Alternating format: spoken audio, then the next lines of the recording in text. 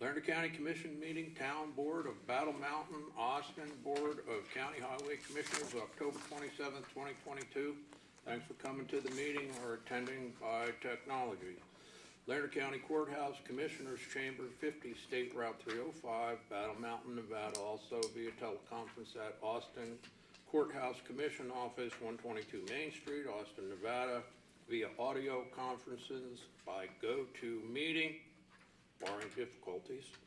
And the number is 1-866-899-4679, access code 849277573. Brian, you read us what the pledge, please? Yes. I pledge allegiance to the flag of the United States of America and to the republic for which it stands, one nation, under God, indivisible, with liberty and justice for all. Moment of silence, please.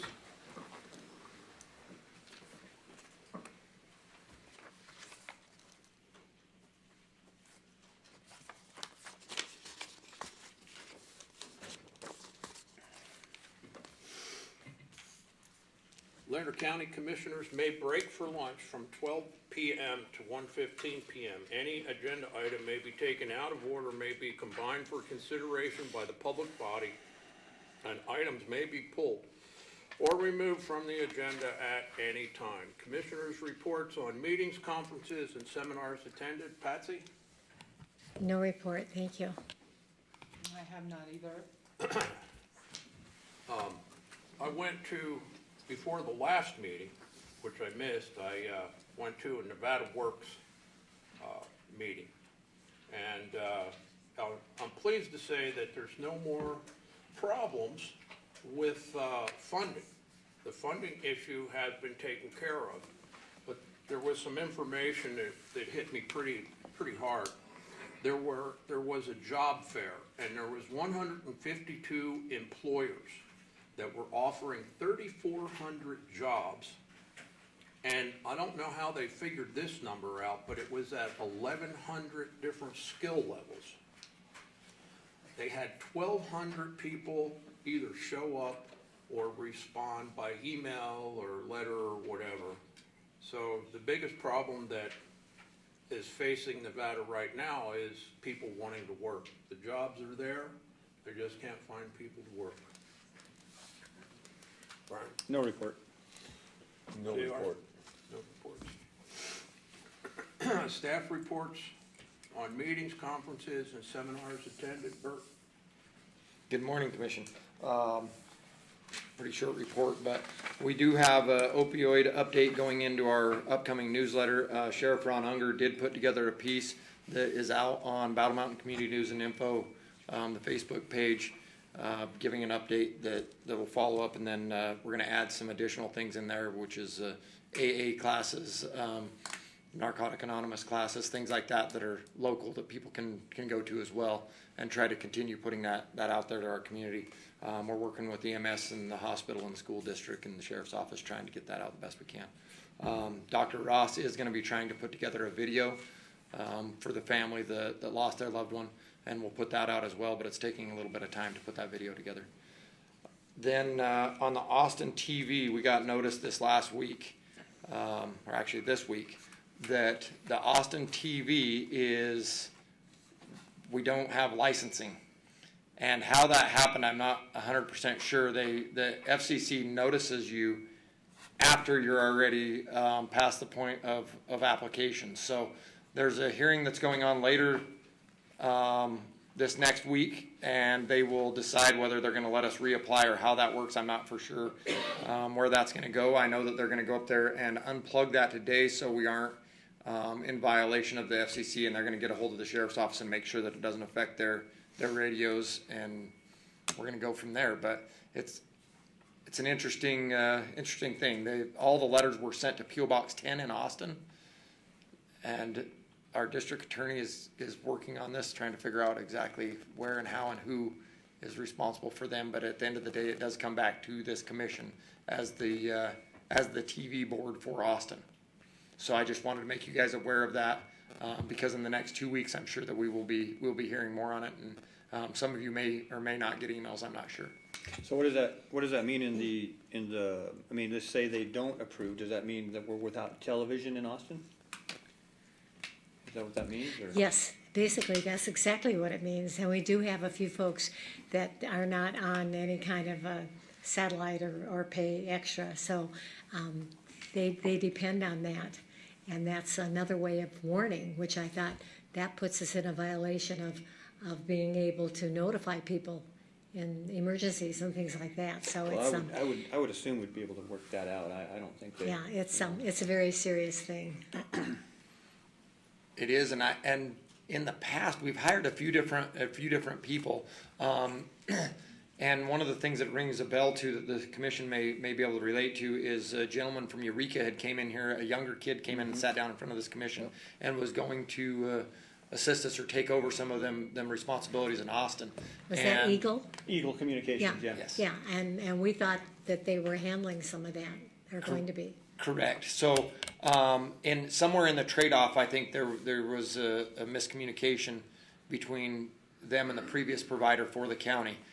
Hopefully we can get that cleared up and their understanding in the process moving forward. But I just want the commission to be aware of it because it is serious and there's gonna be a lot coming down the pipe probably from it. Okay. That's all I have. Everything else I have is on the agenda.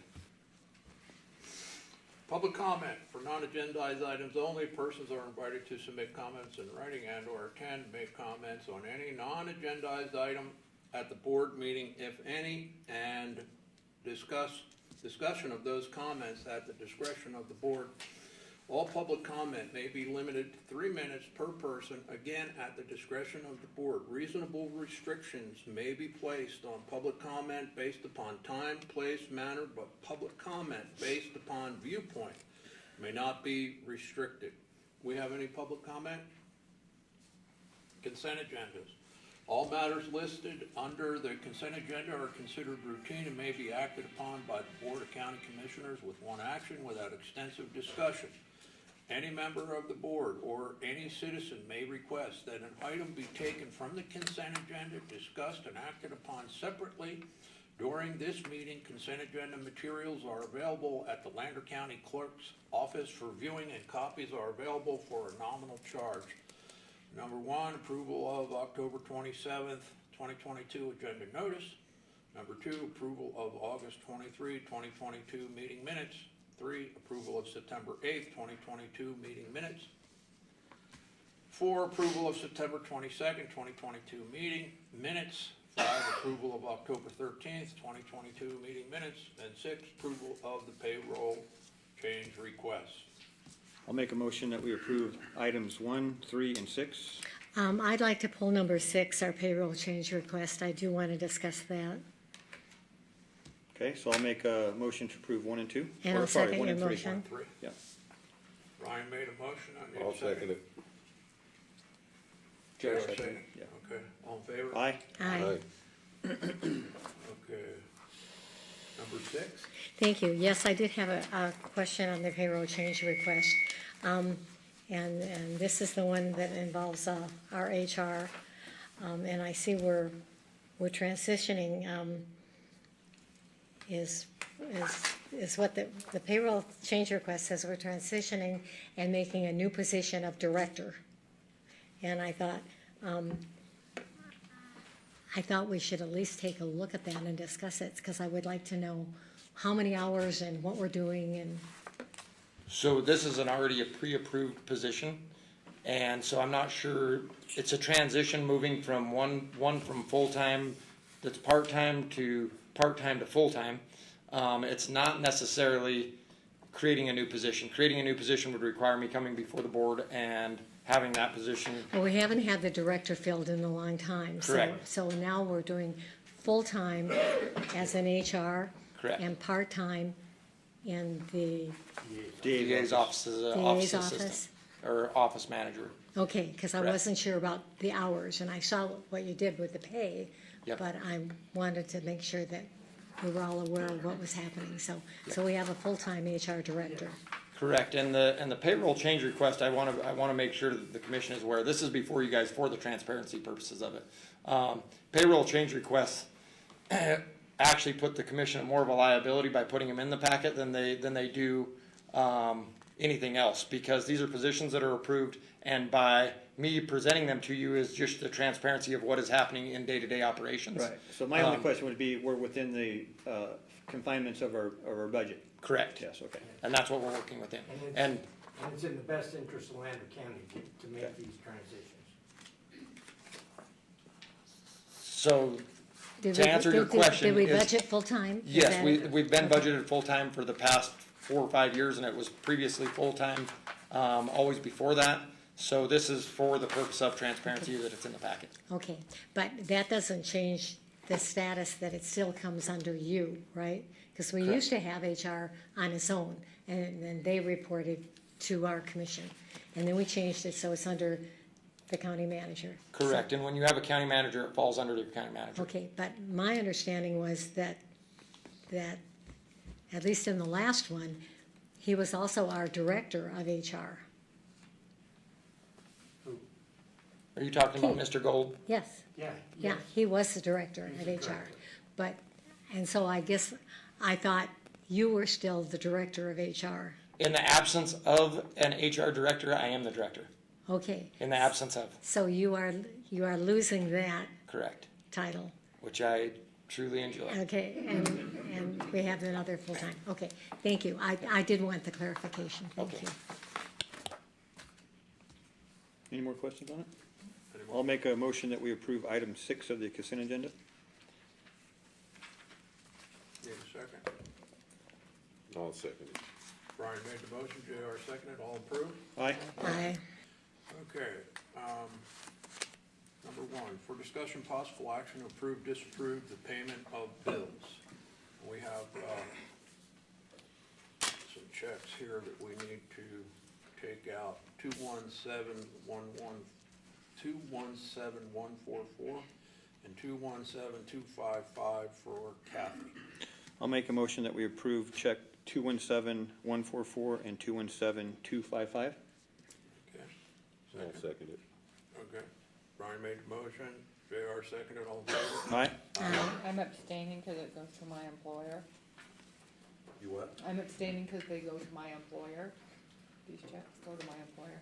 They're made out to, You need to identify what check you're, both of, they're both 217-144 and 217-255. both to the Yes. chamber? Thank you. Okay. Now we have 2 checks for Brian, 217-299 and 217-035. I make a motion, we approve checks 217-035 and 217-299. I'll second. Pat's made the motion, Kathy seconded, all in favor? Aye. And I abstain, they're made to my employer. And I make a motion, we approve the balance of the bills. I'll second the motion. Patsy made the motion, Brian seconded, all in favor? Aye. Okay.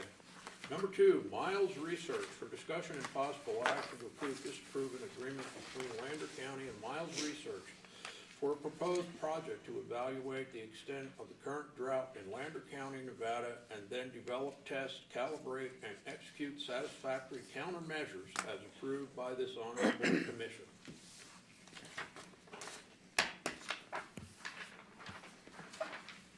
Do we have somebody online to speak on it, or? I am not sure if we have anybody online that is going to speak on this. I was under the understanding that somebody would be here to present. Do we have anybody from Miles Research?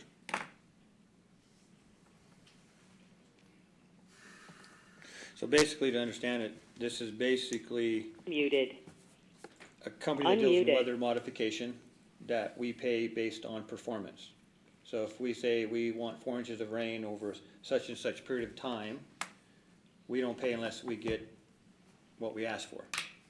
That is my understanding. So when Miles Research reached out, they started making they would like to make some of these presentations, and they wanted to make some to me, and I felt that the best place for them to do it's right here in front of this board. So then they put in an agenda request, and that's where we stand. I think that it's a good time right now to let the commission see the presentation, because I believe this would be a budgeted item for next year. I don't know that it's anything that we could budget for currently. And so I'm not sure that there would be the action taken today that they would wish to be taken as far as budgeting for a project currently, other than to maybe budget for it in this next fiscal year? You know, I have a real problem with things such as this, because we have a history of having a lot of different funds and grants available to counties, and a lot of companies pick up on that, and they troll, so to speak, and contact. And if you remember, we had quite a few contacts when it came to our phone service and getting, I mean, I bet we went through at least 3 that I'm aware of that got grants from the feds and from, worked through the state to give us all this wonderful, you know, up-to-date phone service, et cetera. They took all the money, they did all the stuff, and then we got nowhere. We're just now getting online with some of our Wi-Fi things and such. And I look at this kind of the same way. I'm saying they're from, what, Australia? I think, and I even looked up Australia. the city. It's Mogadiscio, Australia. And I'm going, I think they're trolling. I mean, I think they know that they can get grants and do so much for us. And if we're really interested in this type of thing, there's all kinds of specialists that other counties have used that are excellent. And I think maybe there are even water resources if we want to do something like that. So along the same area, didn't we do the rain cloud acceleration? We did the rain Yeah, I think JR seeding. probably is. Yeah, so I guess that's something I'm not personally in favor of. No? Yeah, I would agree with some of what you say, Patsy. The only thing that I see differently is that it's a performance based, meaning like if you don't get it, you don't pay for it. So I think there's somewhat of a bit of a protection built in there. Needless to say, I think it's kind of new and thinking outside of the box with weather modification, that it's one of those, if it doesn't work, it could be not a good thing, but if it works, we could be the heroes, really, because I could see, because that is our problem in in Nevada, is just water. We don't have any. You know, we're in this long-standing drought, and if we could find something that was,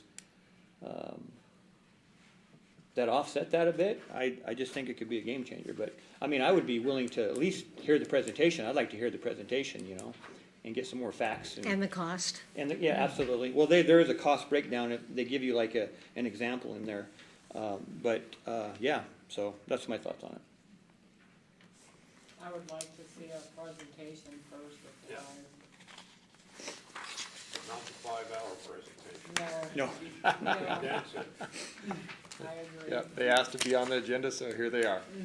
So, The way I remember it was you paid up front. No, it goes into an escrow account, doesn't it? That's, the way that I read it is it would have to go into an escrow account so they know that your money is good. And maybe like Patsy said, maybe this is a trolling thing, but it's, you know, they asked to be on here and to present to you guys, and so we put them on, and if they don't show, and away we go. Well, here's my question. How do you differentiate between natural and man-made rain? I think they base it off average rainfall over a certain period of time, so anything in excess of is something they would claim as Correct. what they've done, correct? So they go off of the averages, and then they also do the surrounding counties, from what I read. They do the surrounding counties to show that there is the difference that they brought to your location. And these guys are, some of the claims that they're making, I think are worthy of them speaking of, but they're saying that they actually work for NASA, and they lighten the atmosphere for launching rockets up into space, so NASA has to have less fuel on board and things of that nature.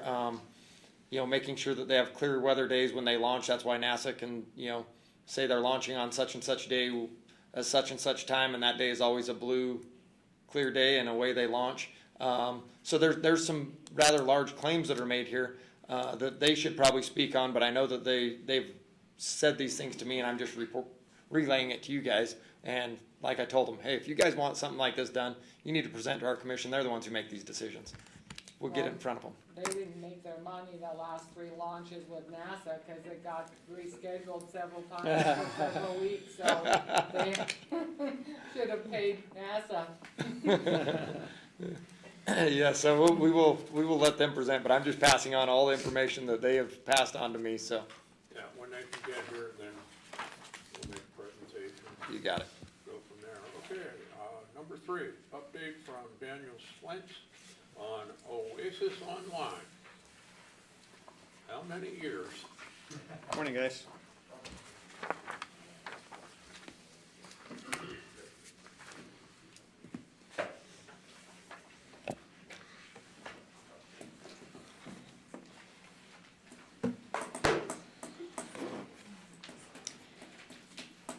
I just need to get set up here real quickly and then we'll get things rolling.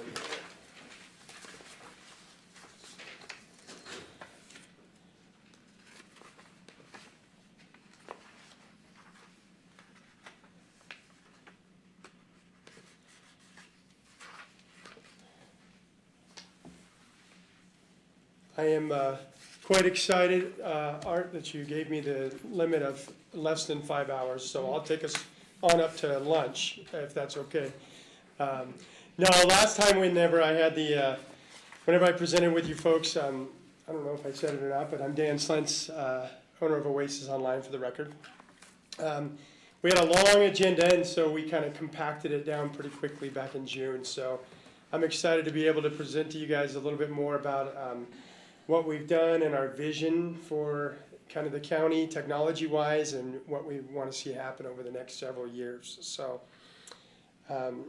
back in June, whenever I reported to you, we had actually closed, in a year, we had closed 205 tickets. And so this is an updated slide that shows from June till now, we've closed 119 tickets. And that's an exciting thing for us to see because what we're seeing is that's a 57% increase over the tickets that we were able to do over a year.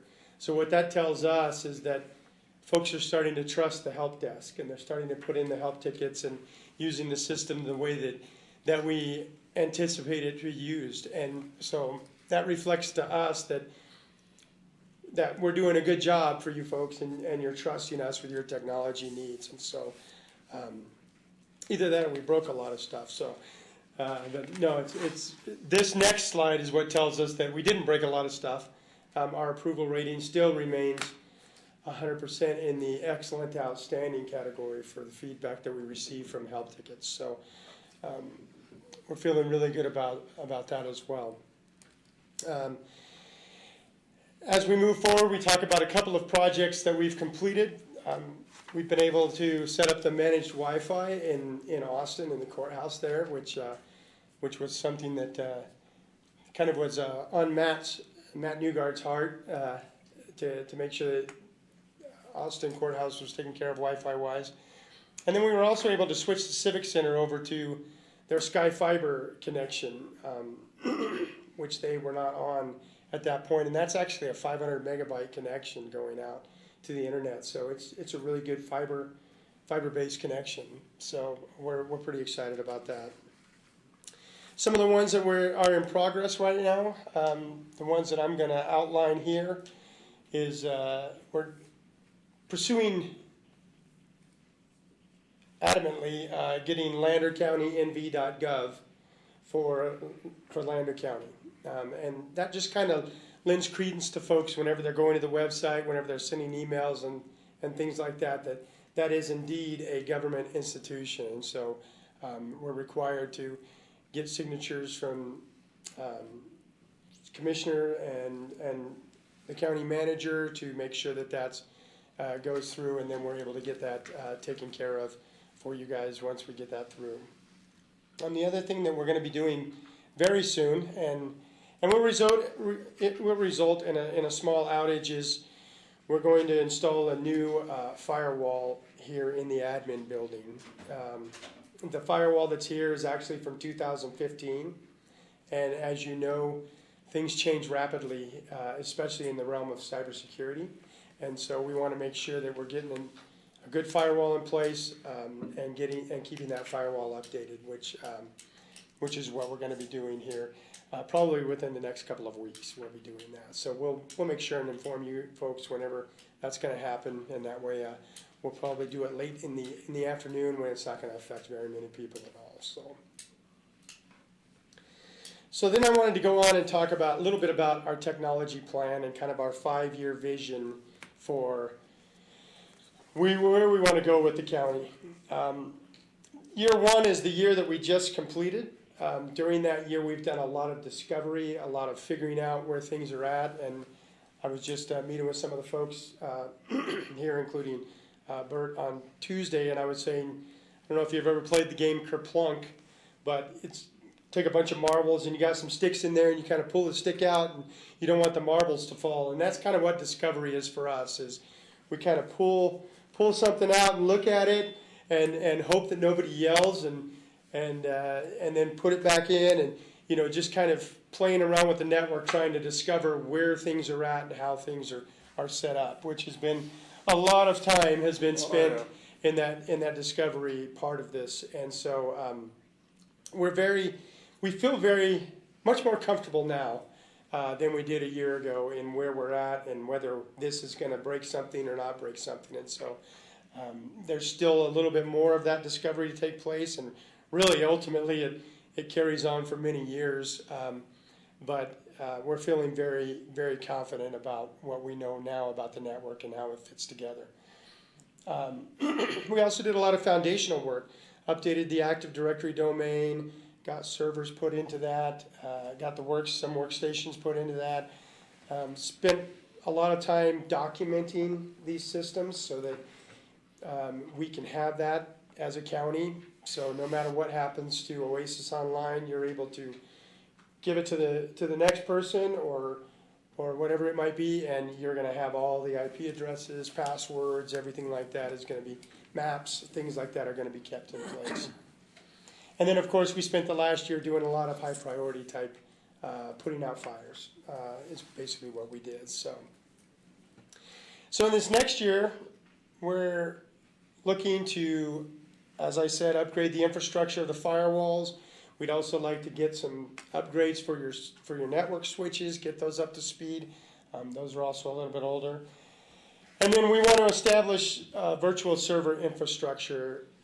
And this is a lot of technical stuff, but hopefully I can explain it here in the next couple of slides. With a redundant server with SAN, redundant servers with SAN. So I'm going to try and explain this a little bit to how it works. So in the traditional architecture, we used to have a physical server, and the physical server would sit and it would house the services that were going to be presented to the folks who were on the network.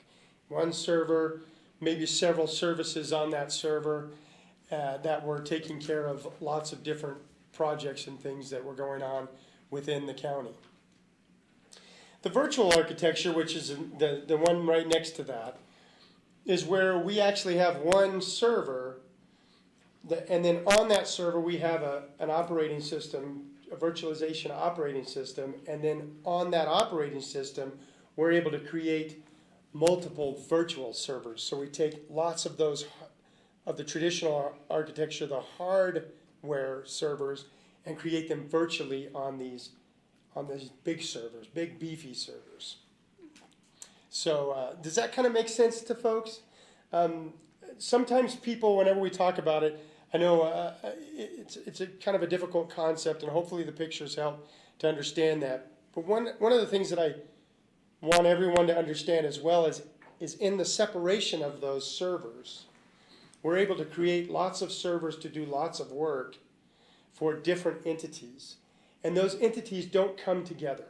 So in other words, if it's a district attorney's office and say the planning department, those servers never touch each other. There's no way that anyone can go in and look at the DA's server from the building department and vice versa. So they are completely independent of each other. So much so that even the FBI allows us to create, for the criminal justice information, allows us to create virtual servers to accommodate different pieces of that, and it's not considered a breach of that CJIS. And so it's very well defined. They've spent lots of years. It's a time-tested, tried and true technology that has been around for a long time, and now it's almost the standard for any enterprise type of environment. And so that's what we want to do here.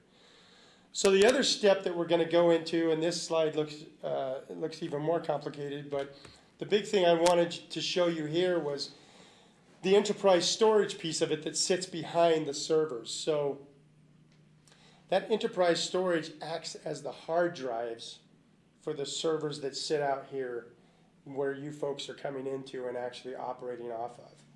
And so if something were to happen to one of these servers and for some reason it was to collapse, the other server takes over and just brings up those servers that were on that other one, brings them up and continues to operate. So much so that a lot of times folks don't even, all they see is just a little slowdown.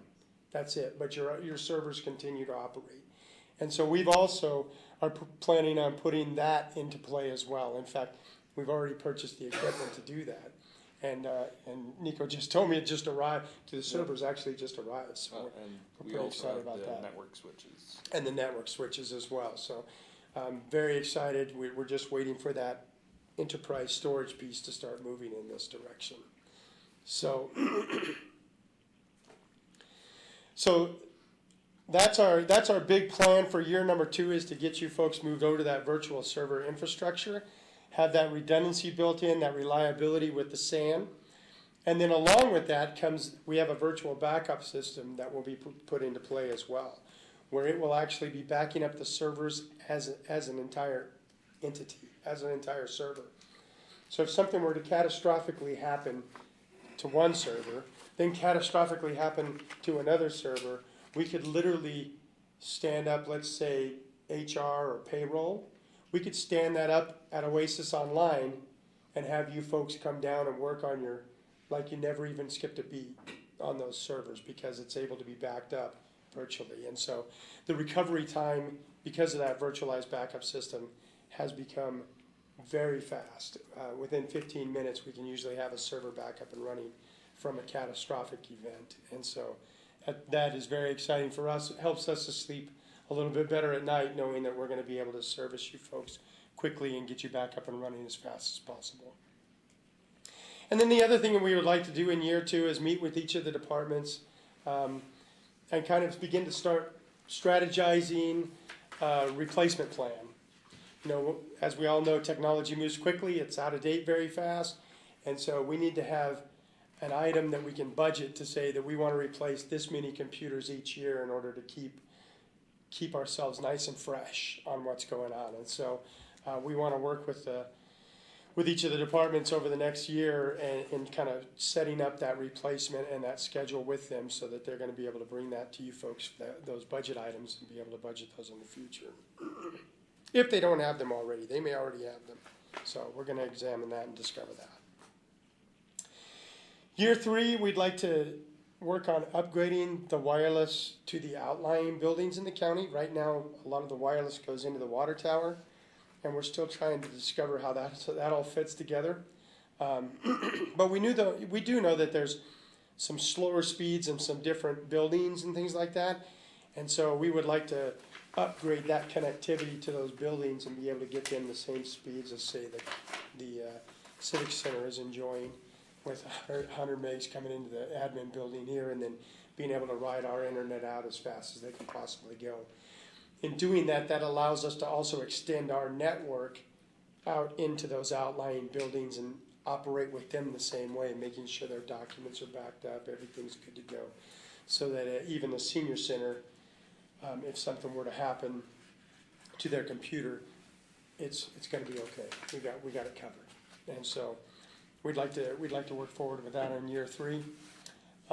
And same thing for Austin, the ambulance barn, different things like that. We'd like to try and get them upgraded and have faster speeds there as well as our own wireless if they're not working on our own wireless. So Dan, how come Austin is 5 years down the road? Not 5, in year 3. Year 3. It says technology plan, 5-year. That's the 5-year Total plan. 5 plan, yeah. Okay. But if you look down before that, it's phase So year your 3. phase is still in what year? 3.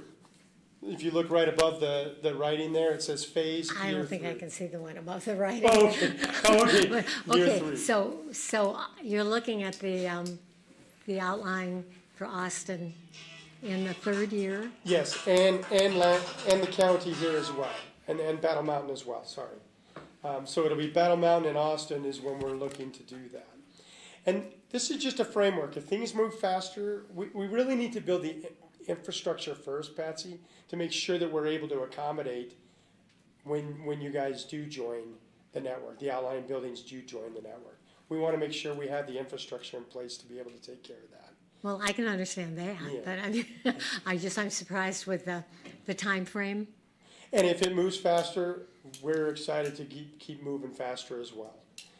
This is just kind of a framework that we lay to try and say, this is the goal, but if it goes better, great. If it goes worse, then I can come back in here and tell you it's going worse. So all those other things that we have before that you're putting in are all a prerequisite before you can do this, is what you're saying? It's a good idea to have it. I don't want to say it's a prerequisite because we could, I don't want to misrepresent things. If you folks feel that it's more of a priority for us to move forward with the wireless, we could put that into place. But they're not going to see the advancement as much as they will when we put in the infrastructure first. They will see a big difference at that point. And right now, without the infrastructure, even if we were to upgrade that connectivity, they may not see the advantages that they will see if we do year 2 first.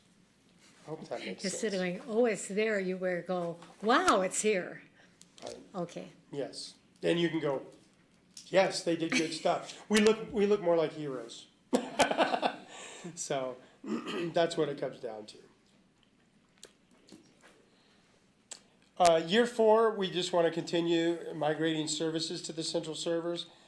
Most of it will be done at that time, but we want to also start working with departments to try and help them maybe make decisions or center around the ability to be able to put some efficiency-based type softwares in there. For instance, I've been talking with Glenn and Colt about putting in like some software for helping them with their building maintenance work orders and different things like that. We want to just continue to work in year 4 to try and help each of the departments figure out ways to make it even more efficient, as well as the county as a whole to be able to communicate better over some of the software and some of the things that you have as a county already and you already paid for. And then in year 5, we'll just continue to fine tune the reliability and the performance, and then begin planning replacements and upgrades for the next 5 years. So, and that is kind of our 5-year vision for what we see you folks going with. If we move faster than that, then we'll start replanning in year 3, and that's our hope. But we do still have some discovery to do, which does slow things down just a little bit. So if anybody has any other questions, I'd be happy to entertain them. I don't have any questions. Thanks, Dan. I guess mine would be on the cybersecurity. Yes, ma'am. And do you have things that are already built in, or do we have to buy that separately, or is that included, or? So we do have some cybersecurity put into place. In the new firewall that we're putting in, they do have intrusion prevention that is updated hourly, basically.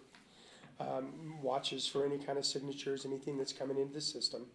We also routinely try to hack in from the outside. From our offices, we have a specific machine that is built to look for vulnerabilities and watch what's going on with the systems. I do have ideas for more cybersecurity in the future, which would require some purchasing of some equipment. But I would want to bring that to you and show you how it works and different things like that, rather than just present it or purchase it. And so, but I do have some ideas for even more increased cybersecurity in the future. But at this point, we're taken care of well with our audits as well as the firewalls that we've put into place. So The firewall that you spoke of for Battle Mountain also is in Austin, right? already It's all in the Austin. same. Yes, we already did that one.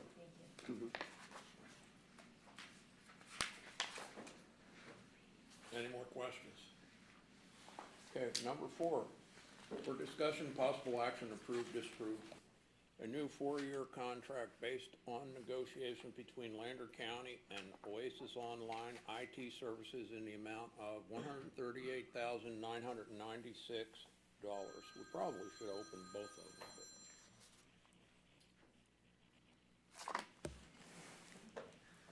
them, My first question is our contract dates, because in the information it said that apparently our contract expired at the end of August.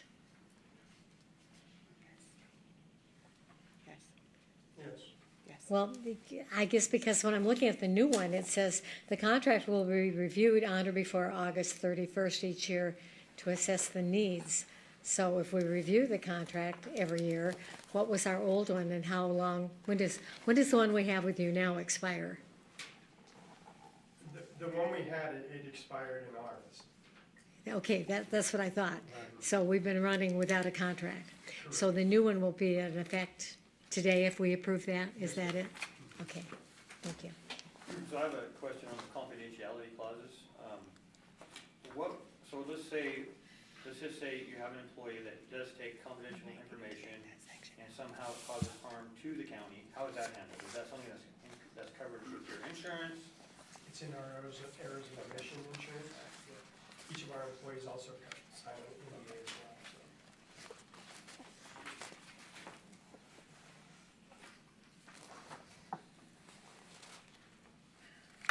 Anybody want to make a motion? More questions? I'll make a motion that we accept the contract with Oasis Online for $138,996. For 4 years? Second.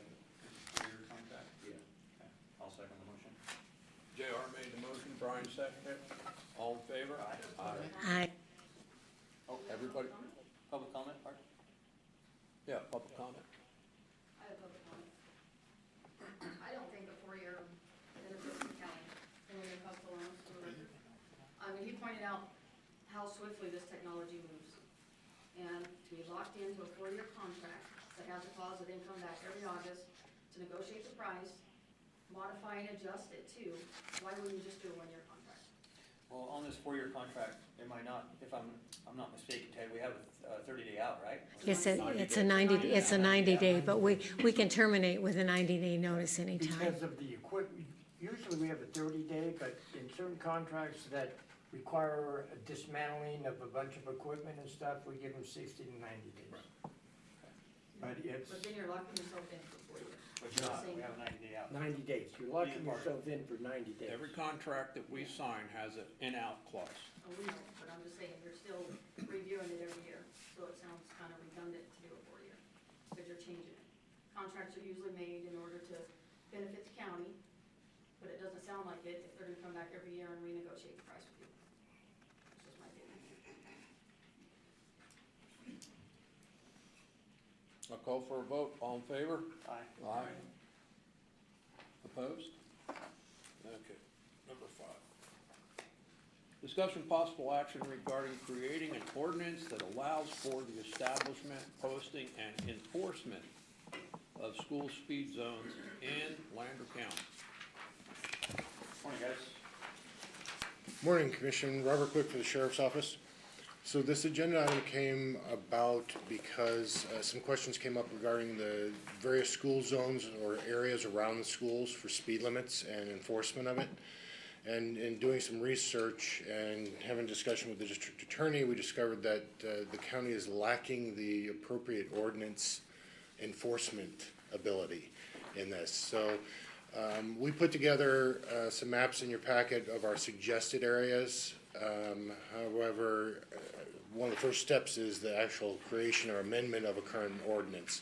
And then we'll have to go back and let the DA look at those maps and make sure it's in line with both the state statute requirements and then what you actually desire as school zones. And Commissioner, what the sheriff is referring to, I gave you a 2-page document, one with the NRS on it and one with our ordinance. And if you look at the second, refer to the second page on 10.04.010. It talks about statutes adopted by reference. And in a lot of our ordinance, and particularly the traffic and criminal ordinances, we adopt the NRS by reference, which makes it our own, and that's what we usually do. But the language in it states the traffic and motorcycle provisions of NRS chapter 484, and that's what we're talking about, school zones, including the definitions therein, but excluding NRS section 486 through 486.171 as amended, and as may be amended, are adopted in this chapter by reference. Now, the school board, if you look at the first page, you'll notice that NRS for school zone and school crossing zone is 484B. So what the Nevada legislature did a number of years ago is it split up 484 into 484A, 484B, 484C, which is DUI statutes, for instance, 484D, E, F, and G. So when we're referencing 484, we also have a 484 by itself. We're not referencing the right statute for school crossing, so we would have to modify that slightly to include A, B, C, D, and E. Now, if you look at the NRS, 484B.363, what this board has to do is under number 5, subsection 5, and that says the governing body of a local government or the Department of Transportation shall designate school zones and school crossing zones. An area must not be designated as school zone if imposing a speed limit of 15 miles per hour would be unsafe because of higher speed limits in adjoining areas. And an example of that would be Austin. But in Battle Mountain, what this commission needs to do is designate the school zones. Designate what? The school zones. The school zone. Where the, and that's what the undersheriff's referring to, that's the map he put in here, the maps of the suggestions for the possible school zones.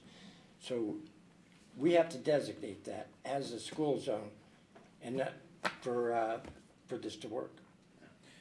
Robert, I see you've got a few different maps here. So I think the school zone, I would know, but it's like, where do you see the potential problems being? Where have you seen the violations happen the most that would endanger the kids that are going back and forth from school? Because, it's outside of that, I would have no idea what routes we should put in.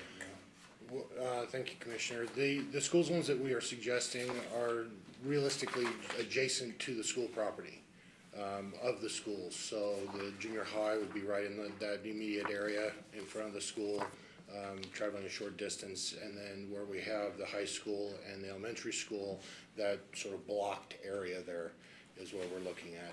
We did have a conversation with NDOT regarding Austin, and they seem to be amenable to stepping down the speed somewhat in that area. But again, that's completely up to them. And then once you designate the school zones here, we would reapproach them to see if they're willing to step that speed down. Let me just ask, who would be agreeable to stepping down in the speeds in Austin? Nevada Department of Transportation, because it's a state route. It's a state route. Okay, So because, Austin, for your information, Austin right now just has a picture of children, and then, just a little ways on the other side of the school, it says, and school zone, that's all. Yeah. But our speed limit is 70 miles an hour right there, and there is, are no yes. children that are on that highway. And so to move it down, you could only move it down a short and then this amount anyway. You couldn't move from 70 to 15. Based on the way the statute's written, that would not be safe to So we're just gonna leave that one the way it That- is. Okay. That would be determined by NDOT. They're willing to step the speed limit down Okay. some. And that comes from people that are turning into the school. It slows down the vehicles a little bit to allow for a little bit more safety for people turning into the schools. Okay. If the commission doesn't want us to approach NDOT, that is certainly, within your purview, and we won't approach them and leave it at 70. But we had chatted with them in the event that the commission would like us to talk to them about just dropping the speed somewhat, and that's gonna be their determination what they will do or not do. It's simply a request. Well, you're all familiar with it when you come upon it. I mean, and like I said, we don't have children walking or anything like that, so, it isn't anything I'd say, let's contact them and see about moving it down. It isn't anything I would request at this time. And I'm assuming the amount that you have for the school zone, is for all of the safety features are okay in your budget? No, You're usually always, We currently do not have a budget for this. What we included in this is if the commission chose to do this, we put the areas, we indicated the areas of suggested where we would put the signage for the school zones. can you amend your budget? Do you have, I mean, you usually are okay on budget. I don't remember when you've ever been over. You're always okay. So So- if you can amend it to include this already. Would it necessarily be a sheriff's department budget, or would it be more? Road and Bridge may have the budget for that. that's what Well, I mean, we need to take the money out of somewhere. Road and So, bridge. I mean, that's what we're saying. But I'm okay with you taking a look at what you have in your current budget and amending that to include the school signs. Did you say you If- didn't have it in your current budget? It is not budgeted. This is not something that we had planned for. This is something that came up during the year. So if that's the commission's wish for the sheriff to fund the signage for the county, then we could certainly look at our budget for that. I mean, think is this, that I was guess to what come we have out to of road decide, and is this bridge. something we want to get done in this budget year, or is it something that can wait until the next budget year where we budget for it? Well, we've got a long time for next year's budget. I'd say since we discovered it was our fault we haven't done this already, I don't think we should wait. And we're talking, what, $3,000? That's going to depend on the number of signs, Commissioner. We did contact who the county uses to make their signs now, and that's where that information came Okay. from, on a per sign basis, and then, of course, the decision of what you want the sign to say, and any time restrictions in that sign. But then it's gonna depend on the number of signs. Well, the NRS pretty well tells us what we should say. I mean, it has to have hours and has to have, the times that it's important and the speed. But I'm okay with doing it now, however we wanna do it to amend the budget. I think it needs to go to road and bridge, not the I sheriff's don't know department. that there would be a budget amendment per se, and and Public Works can speak to it, but I Okay, we'll believe look- budget wise, we're set We'll well. look at road and bridge instead, so you can have the okay. So, but this still has to go through all of our hearing and everything for the ordinance. So, but that doesn't mean they can't order the signs, right? Right, as long as they comply with 484B.363, 1A, B, C, and D. And for instance, during the period, in a designated school zone, you cannot, it does not apply from, until a half hour after school and a half hour before school. So if we're putting signs and we're putting times, we have to make sure that it complies with this statute. Well, what do you propose for the speed limit? 25, Oh, 20, or 15? The NRS, It's set by NRS. we're just, By go- NRS. our ordinance is going to let us comply with the NRS, which is already set, and that's 15 on a school zone, So it'll be 15 miles an hour in the school zone, on a designated school zone. a designated school. If the county or the school just puts up a sign on their own or paints a street, it has no authority, no value. Yeah, well, we have 15, and then we have 20 when it's a flashing light, and 25 miles an hour now. So it's gonna be 15. I don't in know the what the school zone. 20 is, Those are just samples of the signs that they can provide. because there's no 20. Yeah, because you don't want it 25 one spot, 20 another, 15. It's, Make it all 15, it makes it simple. And if we ever designated a school crossing zone, that's 25, but the undersheriff and I discussed that at length, and where the kids choose to cross are not adjacent to the school. It's So like it's- a wildlife deer crossing. Yeah, so it's kind of hard to designate a change in speed when it's well away from the school. Any public comment? Okay, we get a motion on this? I'll take a stab at it here. So I'd make a motion that we create an ordinance that allows for the establishment, posting, and enforcement of school speed zones in Lander County, and to follow in agreement with the NRS, And to designate the school zones. and to designate school zones. That's the important part. I'll second the motion. This is strictly to deal with the speed of vehicles. Okay. Brian made a motion, we need a second. I did second. Patsy had a second. All in favor? Aye. Aye, passes. Let's take a 10-minute break. Thank you, Commissioner. Thanks. Recorded. Okay. We get back to the meeting. Number 6, for discussion, possible action, approve, disapprove the Austin Building Rehabilitation Proposal Contract between Lander County and the Dubay? Is that how you say it? Dubay? Not Doobie? Dubay. Group, architecture, for an amount not to exceed $127,375. We have anybody from their group here? Oh, okay. How do you say it? Pete Dubay, Dubay? great job. Dubay. Thank you.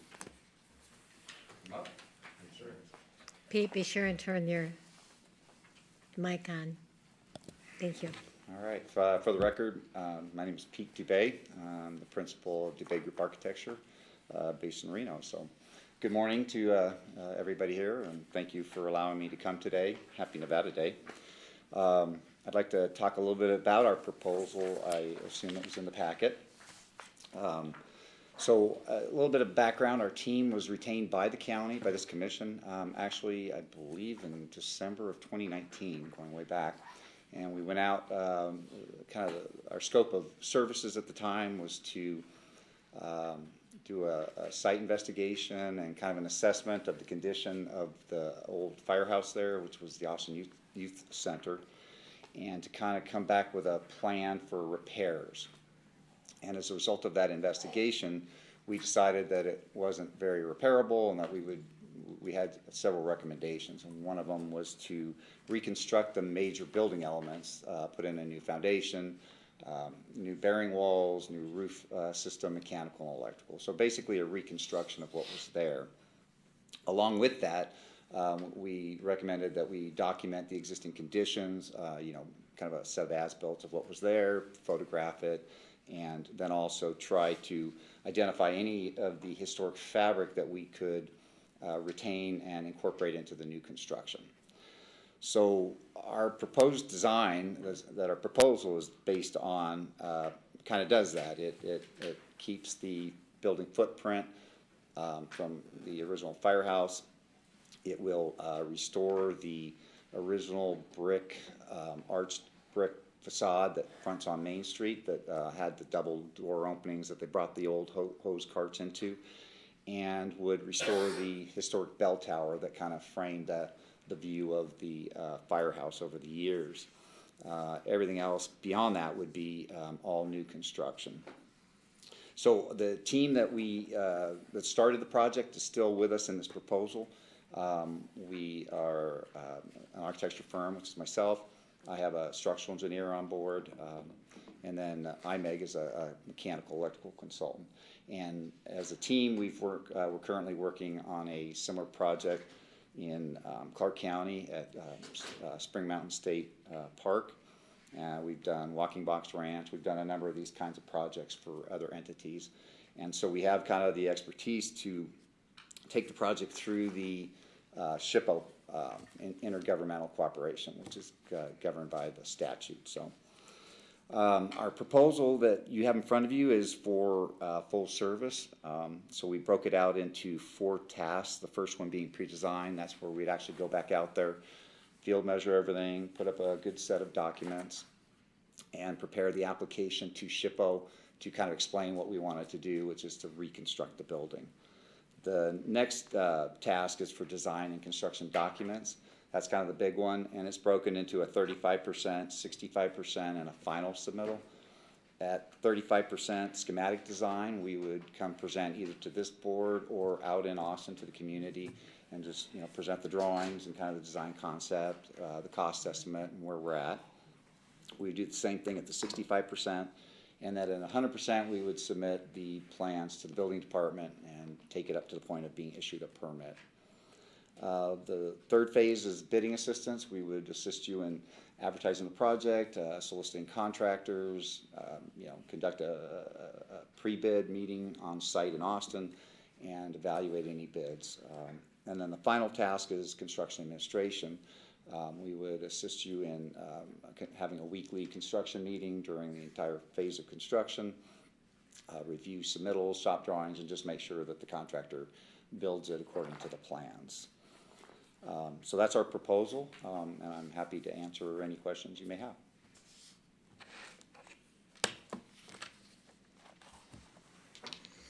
I do.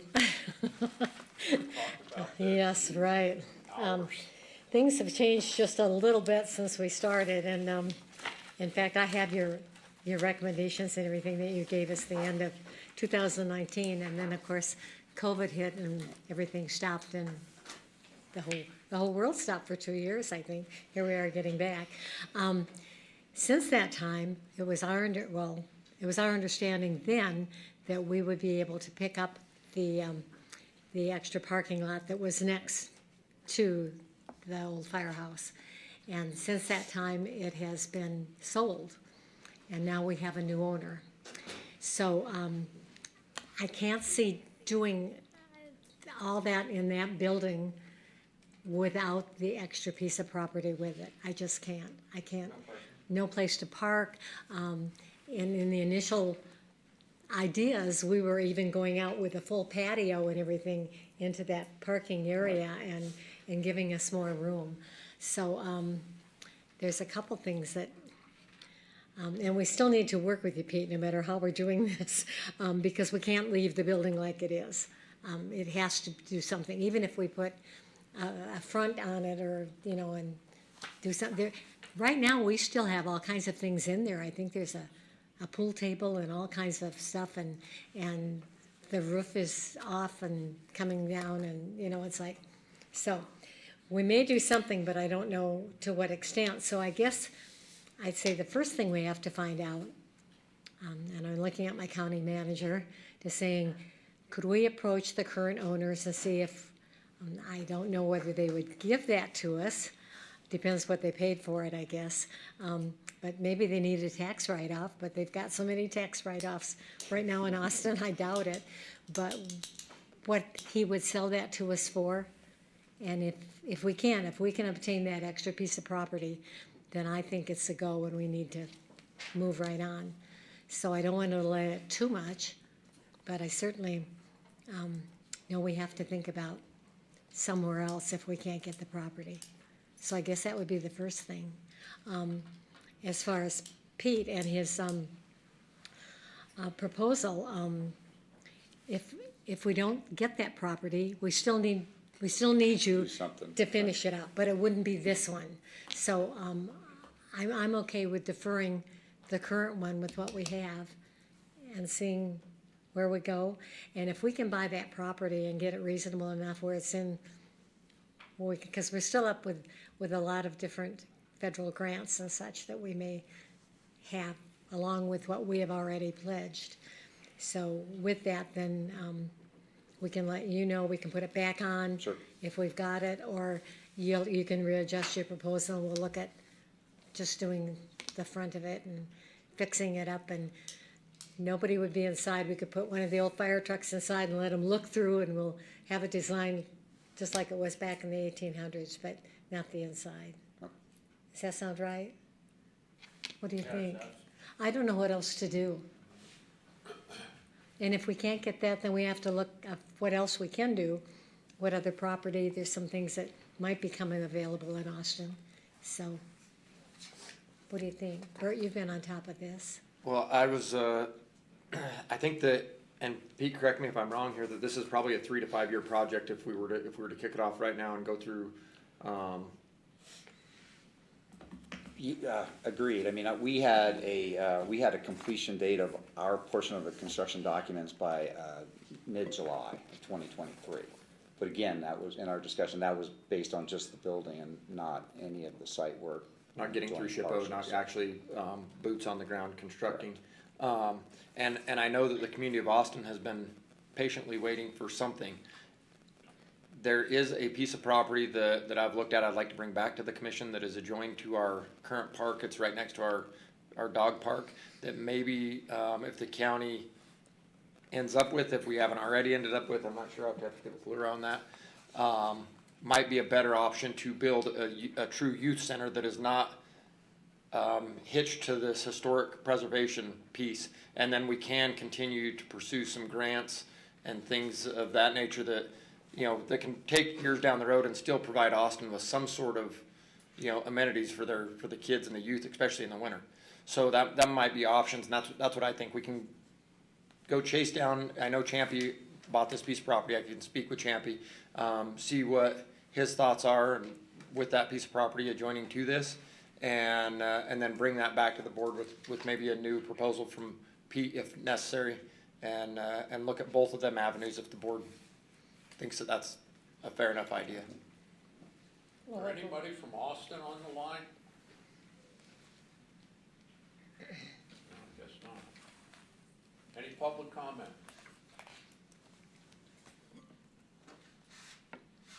I was under the understanding when we started in this that it wasn't gonna be the youth center, we were doing it for the historical purposes of saving the building.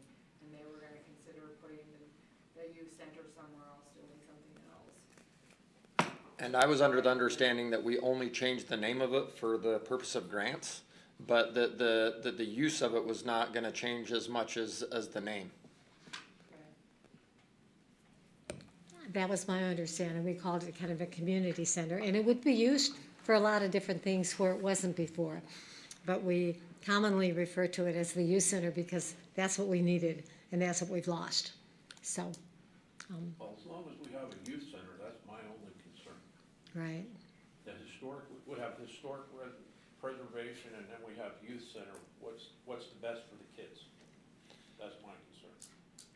Well, the quickest remedy is not going through the historic preservation. That's kind of the reality that I wanna make sure that, you know, it depends on how far we wanna go down the road. I think we could probably get both of them accomplished. Much of what, Commissioner Waite said here is, we have a bunch of old fire trucks. We have the old Ghostbuster, the old ambulance that is in Austin that's, you know, it's a neat old car that's parked in one of the road and bridge shops up there. If we could put maybe them in there with a viewing window and have a nice facade that, you know, kind of pretties up the main street of Austin, it might be a win on both ends, but that's gonna take years down the road and many grants to get that accomplished. This is not a small undertaking, and I think Pete could probably speak further into exactly the steps and how long each step will possibly take from start to finish on a good note and then start to finish on a bad note, and that may give us all a better idea of where to. Yeah, I mean, as far as, again, I'm going back to my proposal, I mean, we were, because we had delayed this project, you know, with, like Patsy was saying, with COVID hitting and everything, it just sort of languished there. I mean, I had kind of an aggressive schedule here, but I kind of stick to the schedule. I mean, we were hoping by mid-December to have wrapped up our justification to SHPO, as far as, you know, the reconstruction of that building, submit it to them. They have 30 days by statute to respond with any comments, and then, you know, so that's why starting in January, we were actually ready to start, you know, the design drawings for the actual visitor center or community center / youth center. So, and I still think we could be done by July, but that doesn't allow for any parking, right? It didn't include the acquiring the parcel to the west, so. And just to be clear, you're saying be done by July with just the design? Oh, yeah, just phase the of that? design. There's still the bidding process, getting the absolutely. contractor there. Yeah, that would probably take another I mean, to get it ready to go out to bid is probably another 90 days after July, and then, you know, we wanna advertise it for at least 30 days or more, and then, you know, 30 days to come back for approval to the commission, and then, you know, probably up to a year for construction, so yeah, this is in the end of 2024 or something, if everything goes well. So do I have direction? Is that what we wanna do? I think you should contact Champion, see where we are for the first one. Okay. And that will make a decision. Either way, it's gotta come back to us to see what we're gonna do. You got But, I'm all for doing it as quick as we can now that we know what needs to be done. Okay. So if we can buy it, then we put this back on and move with that.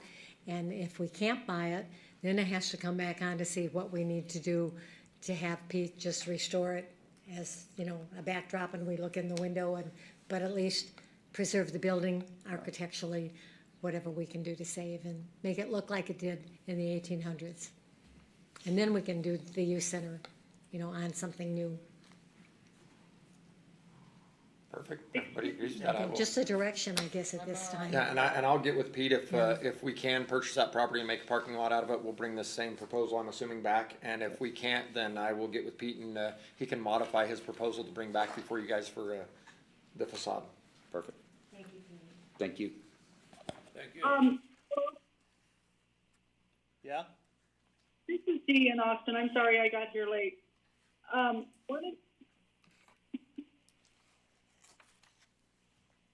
Can you hear me? Yes. Show. Can you guys hear me? Yeah, we hear you, Dee. Okay. One of the things that really needs to be addressed about this building before, even if you're going to wait till July or whatever, when Anna tore the bell off of the building, you left a huge hole in it.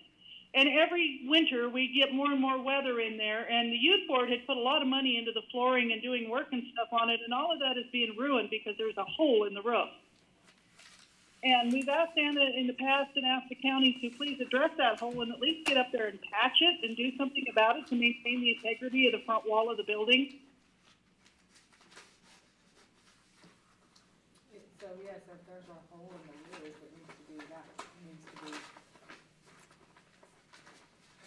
If there's a hole in the roof, that needs to be corrected so nothing else is damaged any further.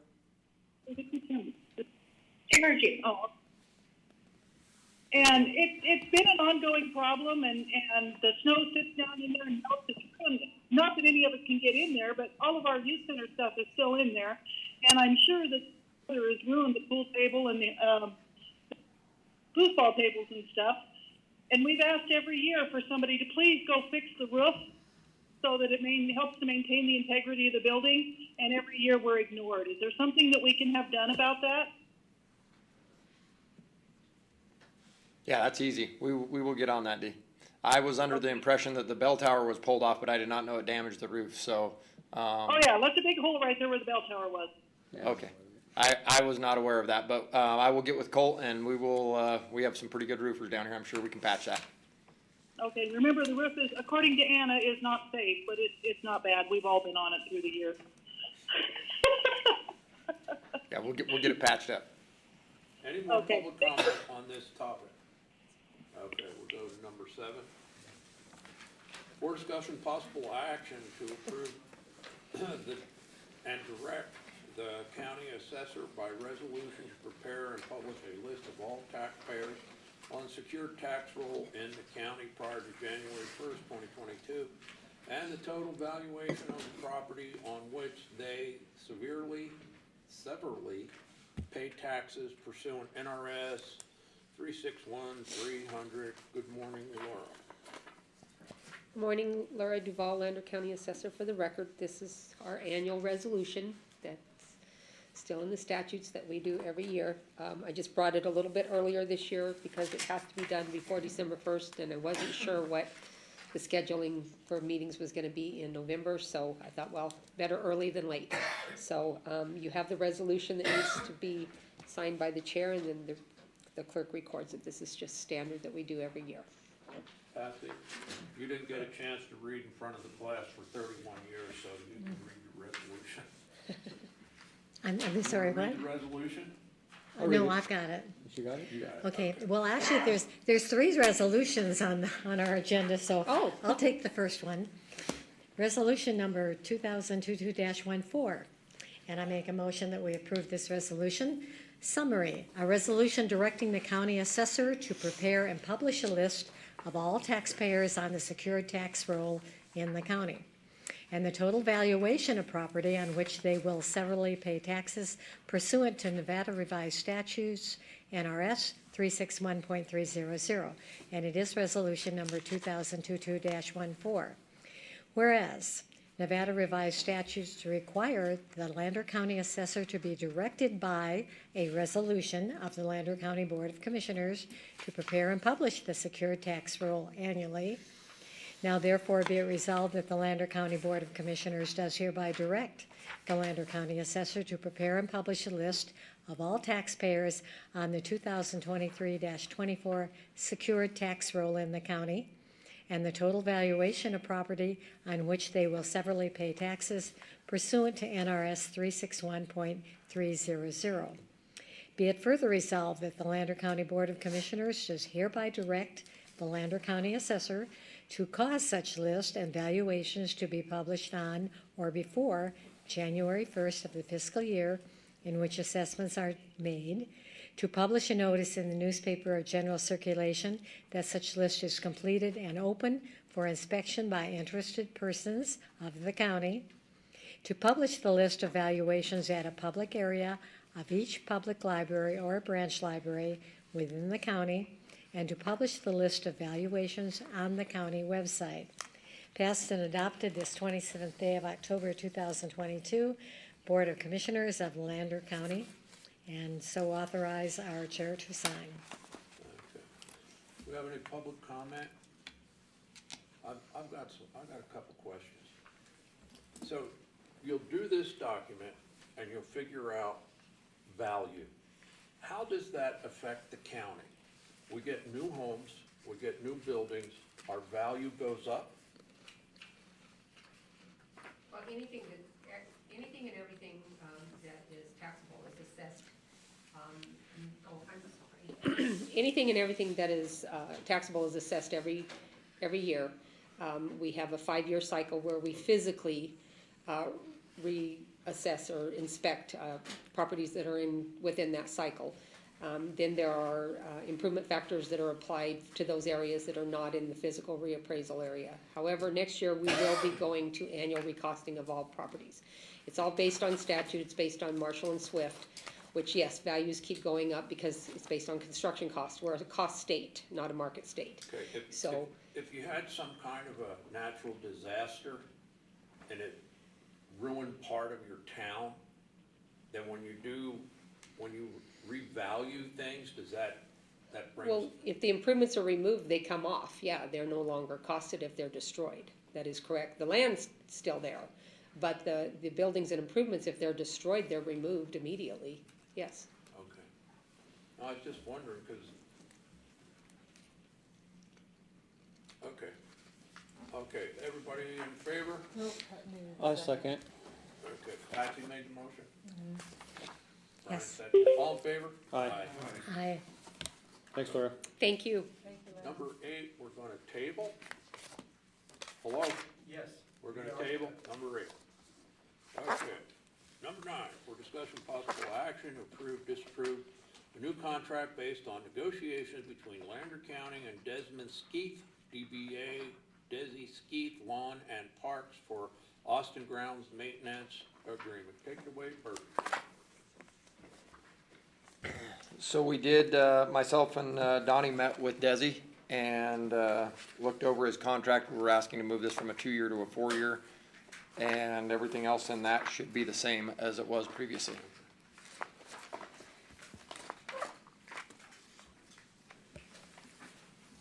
Should I open up 10 too? No, that's okay, they're separate. It's all right. For number 9, then I'll make a motion that we approve the new contract with Desmond Skeeth, DBA Desi Skeeth Lawn and Parks for the Austin Grounds Maintenance Agreement. I'll second the motion. I Pat's made the motion, Brian second. Got any public comment on this? Anybody down in Austin? No one.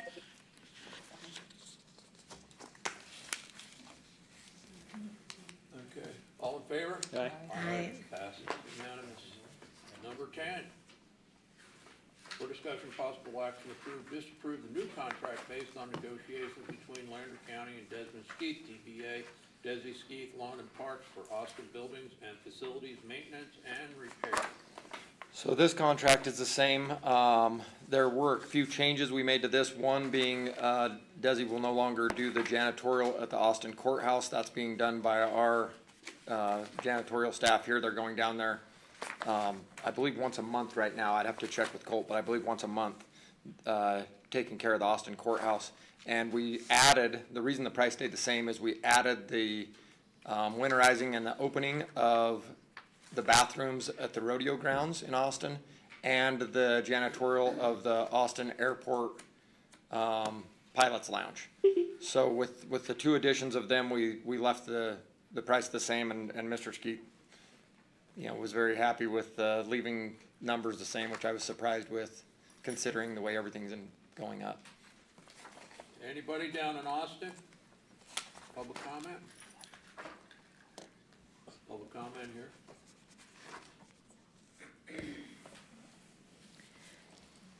All in favor? We need a motion. We have to have that motion first. I haven't made the motion yet. I'm waiting for you. Oh, okay. All right, well, with the amendments, yes, well, when I looked at the contract, and it's a 4-year contract too, I had a concern with the cost of everything that's going up, because he does all the supplies, and all those have gone crazy, but he said, he assured Bert that he was comfortable with everything the way it was. So with that, I will make a motion that we approve the lease, the new contract with Desmond Skeet, DBA Desi Skeet Lawn and Parks for the Austin Buildings and Facilities Maintenance and Repair Agreement. I'll second. Patsy made the motion, Kathy seconded it. Any public comment last time? Okay. All in favor? Aye. Aye. Passes unanimous.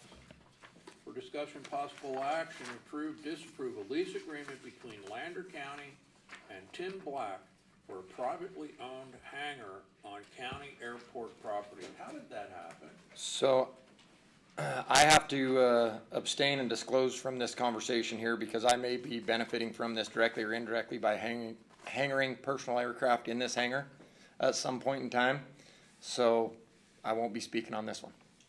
How this happened, Commissioner, is that we, a few years ago, the county commissioners decided that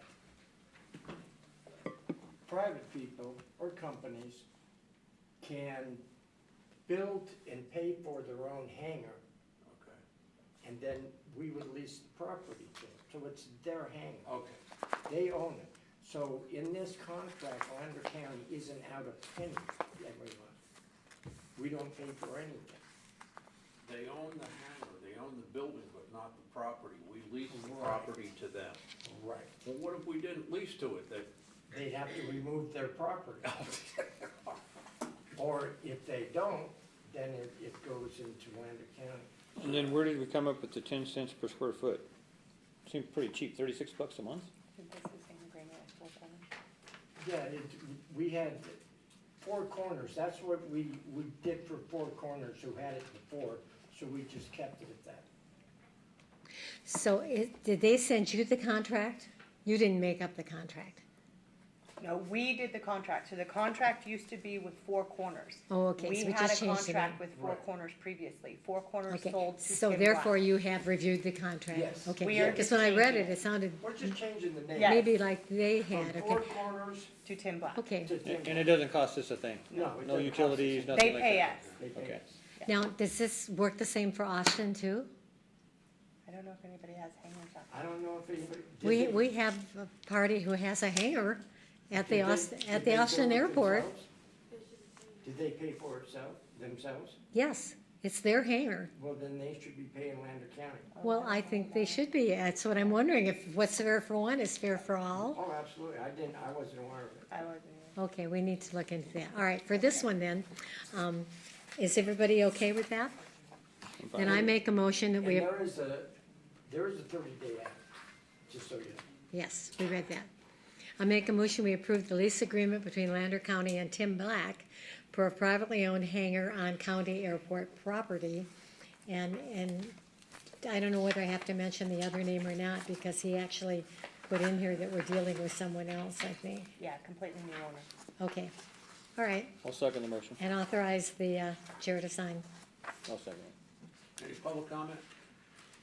Patsy made the motion, Brian seconded. Austin? Okay, all in favor? Aye. Passed unanimously. For discussion, possible action to get direction on how to proceed with the renewal of the interlocal agreement for emergency medical services between Lander County and Lander County Hospital. So Commission, I spoke with Mr. Jason Bleak of the hospital, and I told him that I was comfortable with us moving this down until, because he asked if we can move this until we have new boards. He has a new board coming in, and not knowing what's happening with our board, he asked if we'd be comfortable moving that down. I said, I'm fine with that, but I work at the discretion of this board, so I would present it to you and let this board make that decision. So that just continues this month to month until we do the new one, right? Yeah, we are on a month to month. But in reviewing of the contract, I don't see the month to month, but that's how we have been operating, so it's been our practice. Yes. Oh, I don't care. Okay. You wanna table it? Yeah, I'm fine with that. Makes sense. Everybody else? Okay. Number 13, for discussion and possible action to get direction on how to proceed with the renewal of the contract between Lander County and Air Med Care Network Agreement. So I'm sure, as you guys are aware, the last time that this one lapsed, it caused a little bit of heartache, and we're coming back up on it. So I need direction. I know with the no balance billing law coming into effect, that may change some things a little bit, but I just need some direction on what you guys would like to do, us start negotiating with this and bring it back to you guys, or look into the no balance billing and not renew. Didn't we say we were gonna finish this one out? Yeah. And then look at possibly the more local vendor? Isn't that what we discussed in Austin? I believe that was. We asked them for a couple things too, so, we'd need to contact them to see if they, cause the things that we were asking for, like where the mediation would take place and things, they had added that extra paragraph in there that they didn't have last time. So with that, we questioned that. So if you want to at least see if they can do anything on those two items, doesn't mean we will or won't, but, I mean, we did question it, so they were aware of that, so we should have that answer. Okay. We don't wanna have mediation or arbitration back in St. Louis. That was a big thing. That was the big thing for me. That is, you know, and this is medical. I don't understand why the hospital doesn't run this program. They don't own airplanes. It's a benefit we're providing to Yeah. To the citizens, yeah. our citizens, yeah. And then when does the contract, it was February, right? February. Yes. So we only have one meeting in November, one meeting in December. So. We don't yeah. know Well, we yet. don't- that's on We the haven't got agenda. that far. Oh, sorry, yeah, you're right. Typically, we only have one and one. Yeah, typically we only have, yeah, so. Well, it would have to be on the January one, yeah. For If they're sure. willing to negotiate as far as, Yeah, but the January 3rd meeting, that's not a full-blown meeting. That's just. We should know We- it. we you can would always know add in- items You would know to in that. December, though. I mean, if you contact them, we're not catching them off base. They were aware of what our concerns were when we did this summer. So just hit them and question it and find out what they're gonna do on it. Okay, so you guys would like me to reach out to them, get a proposal with the terms we were trying to negotiate previously, and present that to this board for? Right, just to see if they will, because we know that, Okay, that it goes more than just the directors. I mean, they had to go through their legal department and everything, so. I don't believe they're gonna do it. well, we will contact them and see what they bring back to us, but I wanted to make sure that we weren't behind on this Yes. one like we were the last one. I appreciate yes, I that. agree. Yeah, thank you.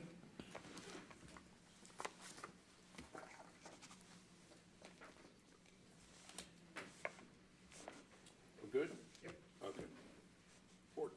discussion and possible action regarding Lander County Commission meeting scheduled for the months of November and December.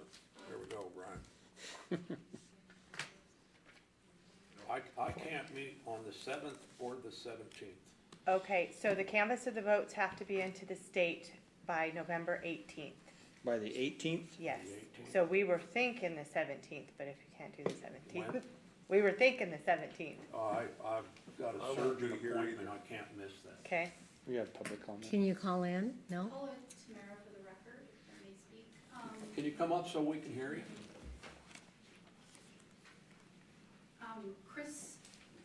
Paula Tamara for the record. I had spoken with Chris Porter, and he is going to be in our area for the November 17th meeting. If that's, he can be here on the 17th. He's got something in Reno on the 15th.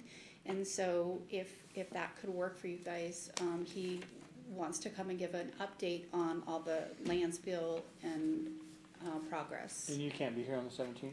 Or No, I. what about the day, or is he gonna be here on the 17th, or will he? Yes. On the 17th? If we changed it to a Wednesday, would that be any better if we did the 16th, Art? Any day will work for me. Same thing? I just have to go to Elko, but I'm seeing a surgeon and I can't miss it. Okay, because I like the idea of us moving it since we're only gonna do one. And the best part about that is that we're not so far between our different meetings, because otherwise, if we meet the 10th, 1, 2, and then not till the 8th of December, that's a month, and that's too long. That is. So It we're really saying, is. are we like proposing maybe the 16th then? Is that what you're saying, Patsy? Kathy? Is that gonna be okay with the canvas of the votes? I don't have any date information with me, She just told me that they had to be in to the state by the 18th. yeah. So yeah, that should work. So that should be okay, shouldn't it? Yeah. The 16th. So this would move our meeting on the 10th to the 16th, and then we cancel the second one, right? Yeah. For November, okay? The 10th? No, So we're just November- scheduled on the Just 10th. November 16th. We move it to the November 16th. Okay. So maybe hey Paula, maybe could we see if Porter could be here on the 16th instead I- of the 17th? Hold on. Kathy? Tasha said that won't work, How come? More data. probably because there's a date that it has to be within after the election, possibly. Yeah, because that's not what Molly told me. We're gonna go get Molly. Can we take a? Okay. Okay. And so is that something he could change, Paula, to fit our schedule, or? I'm going to, Yeah, my understanding was they would be in Nevada on that week, so they might be able to switch to the 16th. They just thought our he did meeting say was the if he had 17th. something in Reno, he has to be there on the 14th and 15th. For sure, I'm not sure about the 16th, but I'll be there. Yeah, if you go ahead and do that, and let's look at December. Oh, here comes Molly. Hello, Hi, Molly. I had it on the phone. We can accept ballots, so we won't be able to have our final count yet, up to 4 days after, So that would be the 14th? we can accept up till the 12th. So by the time Oh, so then 4 days after that. the 8th is the day it closes, as long as they're postmarked by the right date, we can accept them up to 4 days. So the 12th is the last day we will actually run ballots, that Saturday. So then we could have a meeting on the 14th, 15th, 16th, or 17th? Is that what you're saying? That next week we could. Okay. So the 16th would work. The 16th? Yeah. Yeah. We will do, after we get the last count on the 12th, though, we'll do our certification and our audit like we did for the primary for Yeah. you guys, which will probably need a couple of days, because that's a lot to count. So the 16th would be fine. That would be 16th would fine, be yeah. work. Okay. Thank you. Okay. I'm sorry for the Molly. inconvenience, but I'm not gonna miss a doctor. I'm not a surgeon. Thanks, Molly. Okay, thank Molly, you. but before you leave, could you please open up the next one so we can ask Molly when she's here, about the special meeting in January? Okay, why don't we just get this one finished with a motion and Well, we aren't ready yet, Yeah, we so. gotta do discussion and December. possible action to approve, disapprove scheduling a special meeting on January 3rd, 2023 for pursuant to NRS 244-085. So that's a Tuesday? Okay, so we'll So just, when do you need that? Is the third, acceptable? Is that Tuesday? Yes, it has Okay. to be per the statute. Yes, Right. yes, We have to do it. Yes. yes, yes, we'll be here. Okay. but that'll be the new board, right? Yeah, Yes. sure will. And the swearing in of Yeah. all the new elected people. Yes. Okay, let's go back to December then. Thanks, Molly. Yeah, thanks, Lauren. Thank you, Molly. Thank you. So And what are we December, thinking in I December? don't care. We're gonna have both meetings? December, It would be They're the for 8th the and the 8th and the 22nd. 22nd, yeah. what did you say, Patsy? I said, are we going to do both meetings, the 8th and the Oh, I 22nd? don't care. Yeah, December will be tough. If I'm not here, I'll try to be by phone. I'll be hunting, so it's, You So won't be it'll here the 8th and 22nd? 22nd? on the yes, the 22nd, sorry. Yes, We have 5 weeks in December. yeah, 22nd would be fine. I thought we were looking earlier than that. Do you wanna try and move it to the Well, we very often do one and lots of times there's not that much business in December, so that's why. So if we only did one, do we wanna change it to the middle of the month? like on the 15th? 15th, like the 15th? There's a chance I may not be here, and if not, I'll try to attend by phone, but. Well, yeah, because the last 2 weeks of Is December, one man, enough for that- us? Is one enough for us? so we'll go on the 15th? Yeah, the middle of the month, 15th? That'll put us in the middle of the month, I think. Yes. Okay, December 15th. You know, with only one each month, that's only 2 in 2 months. There may become quite a few items. In December, it's the 8th and the 22nd. If we were to have both meetings, I'm not sure if that, That's what we were just discussing, and they said the 22nd wasn't good. Could we do it the 5th and the 15th? We're just saying that if we only do one meeting in November, only one in December, we're gonna get backed up, cause we have a lot of contracts that need to come. So maybe we just need to plan for the regular, the 8th and the 22nd? I don't care. If we at least have a quorum, then we'll be okay. When's Christmas? 25th? Okay. So when is the meeting in November? The 16th. 16th. If we move it to the 16th, Yeah, November 16th, and then we're gonna go the regular 8th and the 22nd in December. Bert's work gonna start. so do you wanna change December to the 1st and the 15th? So you're not so close to Christmas? No, I think 8th and 22nd will be fine. I mean, the 22nd I can for sure be there, so it's just the 3 weeks prior. Okay. Just So leave the 8th and December? the 22nd. Yeah. 8th and the 22nd in Yeah, December. just leave it alone? Just the normal, Okay. okay, the 8th and the 22nd. Okay, Did you, Paula, you didn't hear back, did you hear back? No, No? I left a message, so he's here, if not, he's been calling me.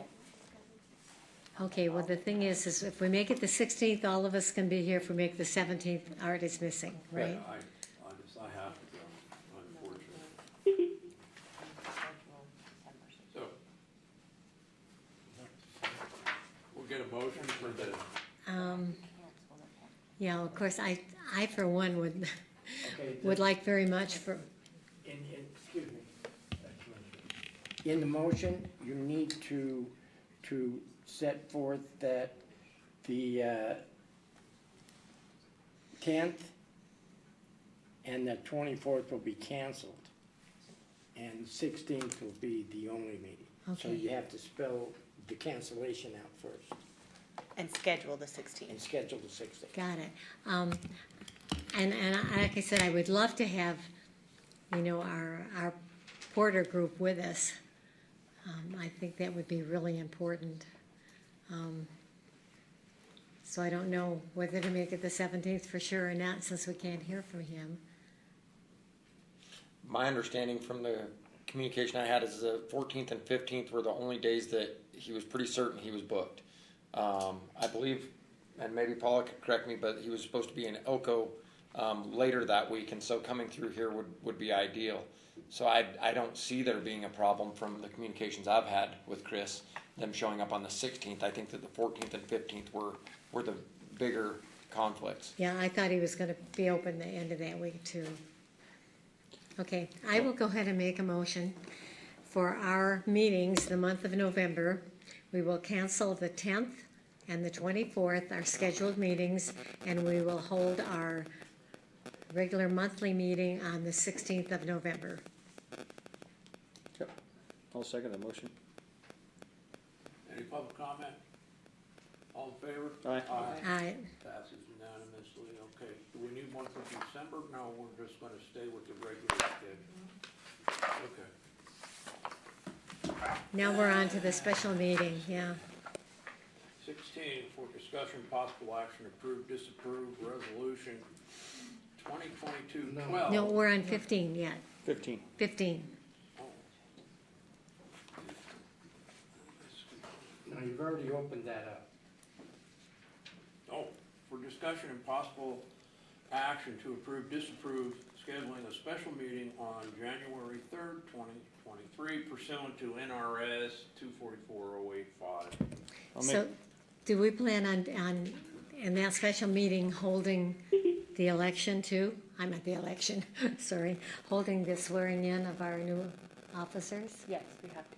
That's Can what we it's do it at basically 10 for, o'clock? right? At what time? 10? 10? Does NRS, or is there any No, set it time, just just a says, date? just a day. 10 a.m.?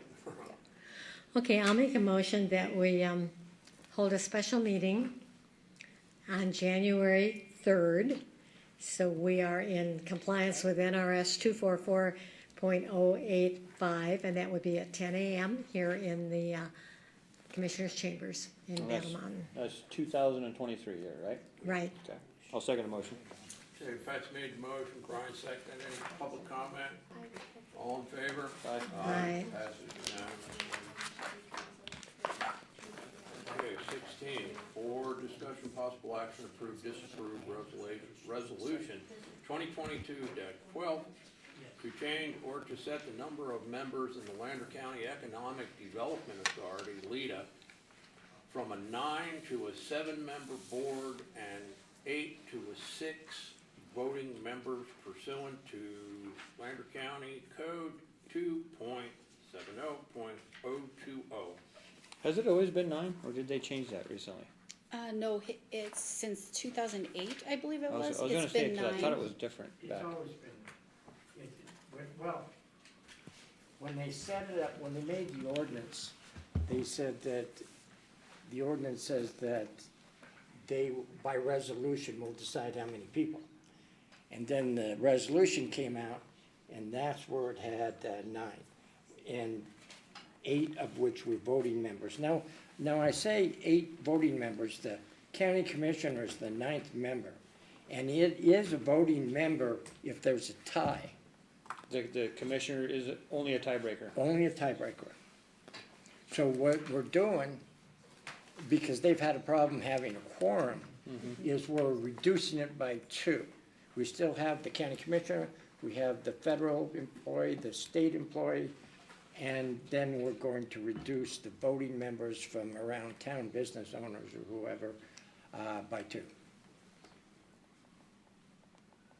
Correct? Yeah, so ladies? that's our request, is Yeah. we've just been having a hard time making quorum. Yeah. If one of us are sick or have an appointment, we've had to either reschedule or cancel meetings for the month, and it's hard for us to get Yeah, anything they have to done. read the resolution. So we That's would true. appreciate if you would consider that motion. And there is a resolution, so, Yeah. but it's Anybody have really any short. questions? Any public comment? All right, well, if we're ready for a motion, I'll make a motion that we approve Resolution 2022-12, a resolution of the Lander County Board of Commissioners to establish the number of members on the Lander County Economic Development Authority to 7, number 2022-12. Whereas Lander County has the authority to establish the number of members on an advisory board and specifically of the Lander County Economic Development Authority, hereafter referred to as LEDA, and whereas Resolution 2008-05 set the number to 9 members. This resolution sets the number to 7 members effective immediately. Now therefore, be it resolved that there shall be 2 members from the federal or state governments, 1 county commissioner member, and 4 Lander County citizens who are either owners or managers of a business in retail, construction, mining services, agricultural, energy, or service industry. Passed and adopted this day of October 27th. October 27th, 2022. And authorize the chair, or all commissioners to sign, actually. I'll second the motion. Okay, motion's been made and seconded. Any public comment? Austin? All in favor? Aye. Passes unanimously. Board discussion, possible action, approve, disapprove, resolution 2022-13 directing apportionment of net proceeds received for the month of 2022. Lord, we didn't get too much this time.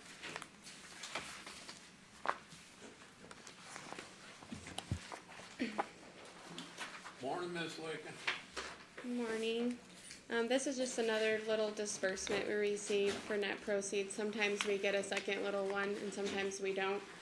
So anytime we receive net proceeds, we have to do a resolution. This like is in addition to when, Yeah. yeah, exactly. That's all we got, huh? Yeah, But it's the second it's, go-round. it's just the second small one.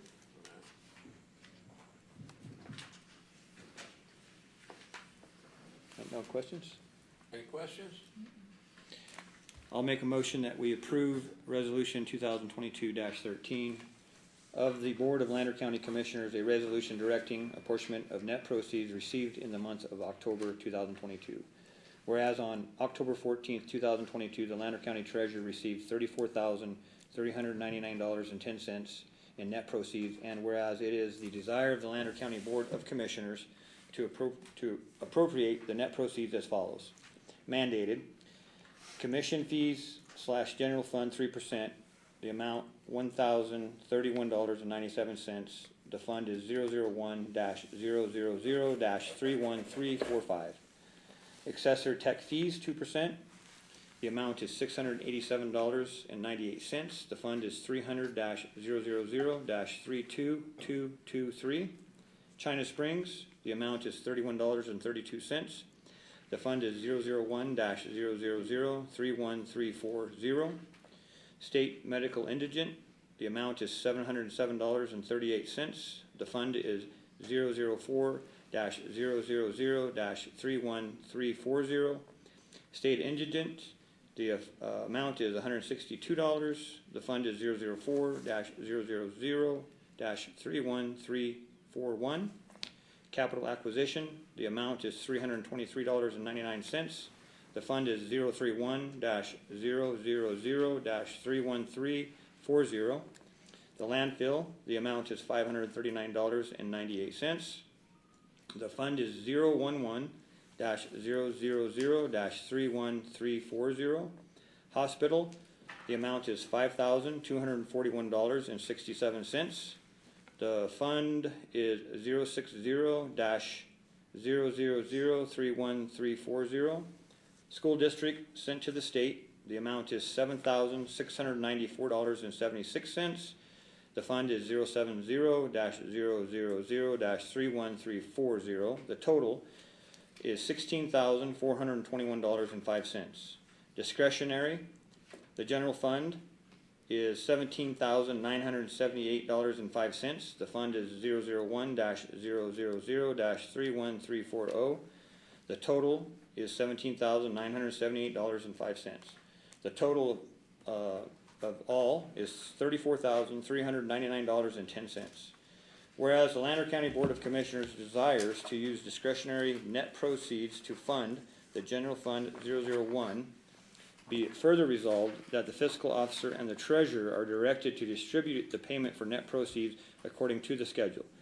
Passed and adopted this 27th day of October 2022. I'll second the motion. Thank you, Brian. Yeah. Motion's been made by Brian, seconded by Patsy. Any public comment? Austin, you got anybody down there? All in favor? Aye. Passes unanimously.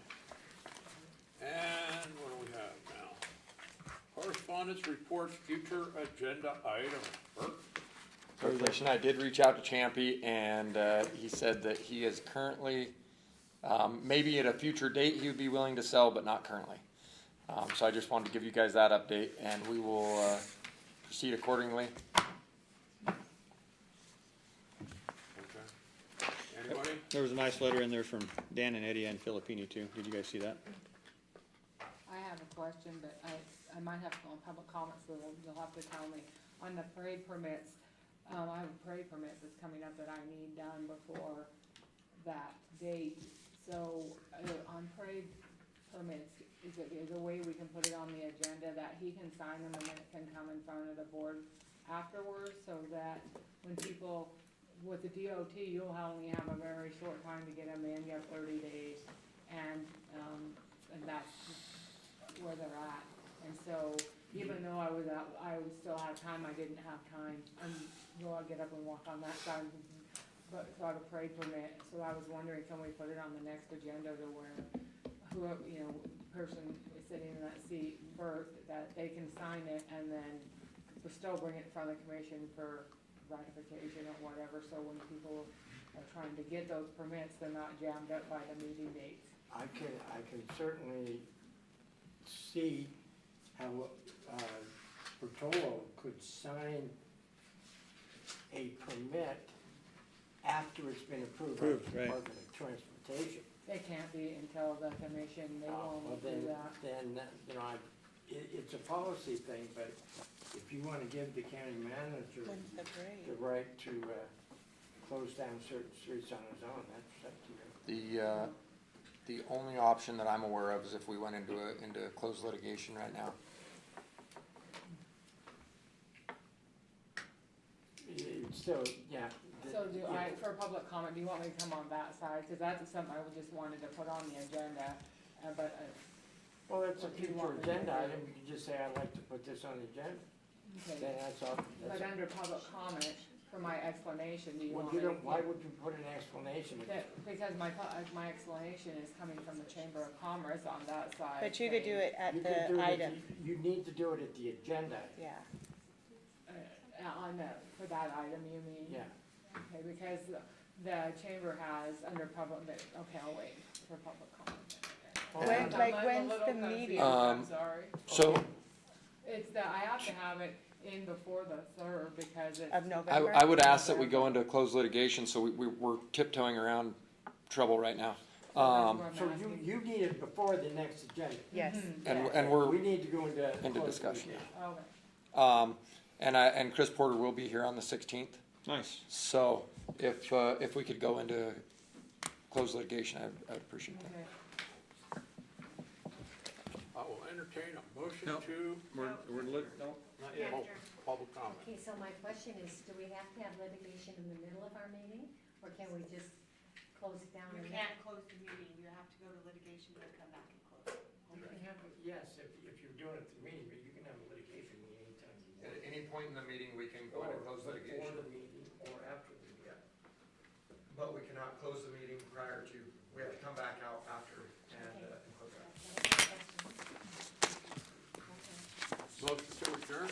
Nope. We have to go into closed litigation first. Oh, we have. This conference will now be recorded. I'll call for a motion to adjourn. I'll make a motion. Brian made the motion, JR seconded, all in favor? Aye. Passed unanimously.